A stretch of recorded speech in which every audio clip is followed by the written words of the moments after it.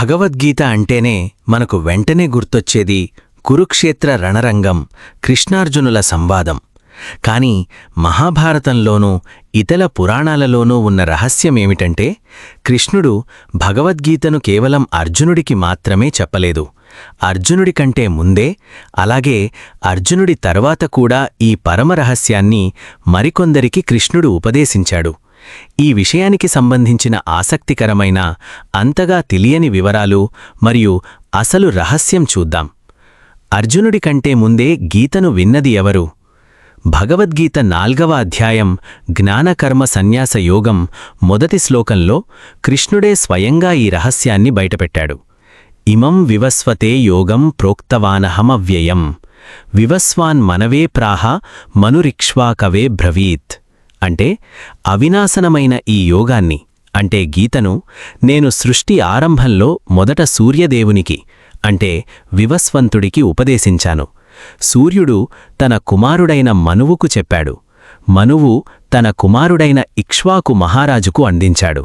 అంటే కాలక్రమేణా ఈ జ్ఞానం భూమిపరి అంతరించిపోవడంతో కృష్ణుడు మళ్లీ ద్వాపరయుగంలో అర్జునుణ్ణి నిమిత్తమాత్రుణ్ణి చేసి మానవాళి కోసం తిరిగి ఉపదేశించాడు.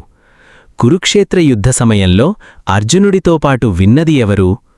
యుద్ధరంగంలో కృష్ణుడు అర్జునుడికి గీత బోధిస్తున్నప్పుడు అక్కడ కేవలం అర్జునుడు మాత్రమే లేడు. అదృశ్యంగానో ప్రత్యక్షంగానో ఆ జ్ఞానాన్ని మరో ముగ్గురు విన్నారు. సంజయుడు.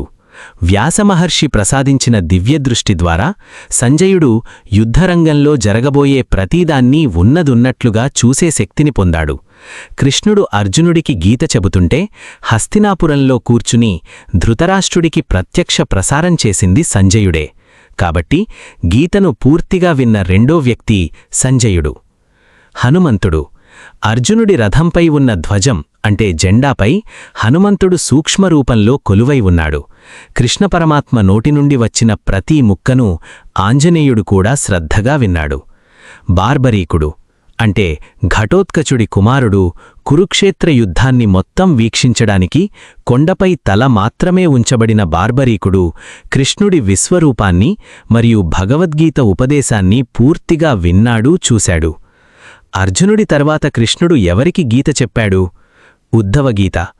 మహాభారత యుద్ధం ముగిసి ధర్మరాజు సింహాసనాన్ని అధిష్ఠించిన చాలా కాలం తర్వాత ఒకరోజు అర్జునుడు కృష్ణుడితో ఇలా అన్నాడు: కృష్ణా, యుద్ధ సమయంలో నువ్వు నాకు చాలా గొప్ప జ్ఞానాన్ని, అంటే భగవద్గీతను చెప్పావు.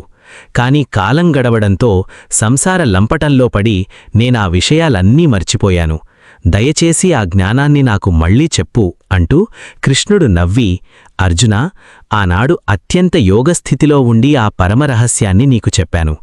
ఇప్పుడు మళ్లీ అదే స్థితిలో చెప్పడం నాకు సాధ్యం కాదు. కాని దానికి సమానమైన మరొక ఇతిహాసాన్ని చెబుతాను విను అంటూ అనుగీతను ఉపదేశించాడు. ఇది మహాభారతం అశ్వమేధ పర్వంలో వస్తుంది. వీడియో నచ్చితే తప్పకుండా లైక్ చేయండి. మరియు ఇలాంటి మహాభారత రహస్యాలు, ఆధ్యాత్మిక కథల కోసం మా ఛానల్ని సబ్స్క్రైబ్ చేసుకోండి.